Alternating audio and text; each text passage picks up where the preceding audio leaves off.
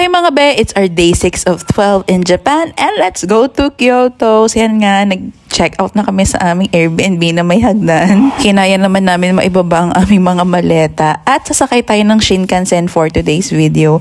Dahil nahagard kami, wala kaming OOTD post. Apakadaming dala. Egg. Parang tumanda ako dito sa Tokyo. Ang ulo. Ano to? Basta pinagkukuha lang namin. Recommended ng kababayan. Try the lemon one. Matcha melon bread.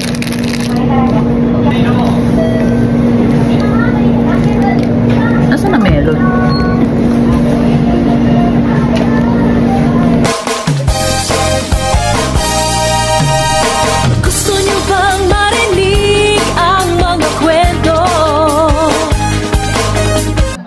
After namin mag-breakfast at tumambay, ay pumunta na kami dito sa Tokyo Station dahil dito tayo sasakay ng Shinkansen. Napaaga yung dating namin kaya pinaaga namin yung schedule. Kaya lang mga big, grabe pagmamadali din namin. So yan, ito, hindi na ako masyado nakapag-video dahil nga nahagard kami sa pagsakay. So nabuko na to dati pa sa Klook. Dati pa! So use my code Jasbin here. Napaka-relaxing. Mga 2 hours lang yung biyahe papuntang Kyoto. At hindi mo talaga ma-feel. At ako hindi kasi ako matulogin sa biyahe kaya nanood lang ako ng view. Apakaganda talaga. So yan, so grateful. Talagang tinry namin sumakay na Shinkansen kahit medyo mahal siya. So yan, nandito na tayo sa Kyoto. So yan nga mga be, magsistay kami dito sa Kyoto at dito namin napili sa may Shukagu-in Station. In Japan.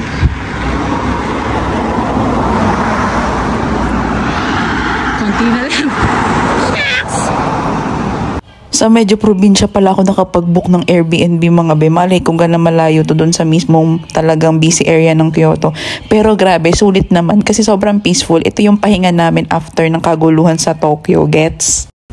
Here's our Kyoto Airbnb. We have microwave and ref. This is so cute. We have a mini kitchen here. And when you enter, here's the bathroom. We have a bathtub. Cutie pie lang yung ba? 2 beds. Good night. Pero gutom na ako. Kaya yung sombrero ko, hindi mo iniwan. Yung sombrero ko lang. Isa wag pa rin ako magbayad. Kyoto!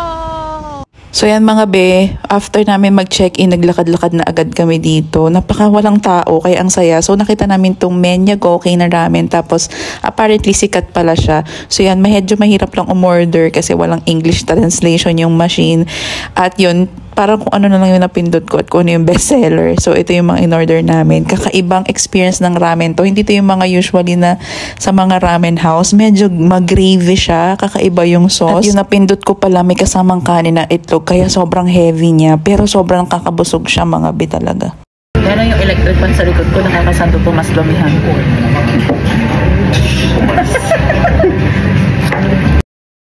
Medyo maulan yung weather dito sa Kyoto kaya nag-beer ako. Wala lang, parang perfect niya. Ramen and beer. So sobrang na-enjoy namin dito at gutom na gutom kami pero after busog na busog naman din kami. Get? So sulit na sulit din naman po. Masarap din yung kay Arlene. Medyo may pagka-lomi, Batangas.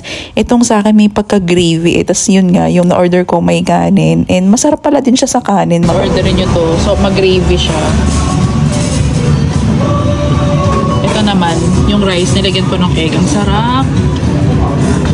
Naubos ko naman kasi parang first meal namin yan after ng biyahe.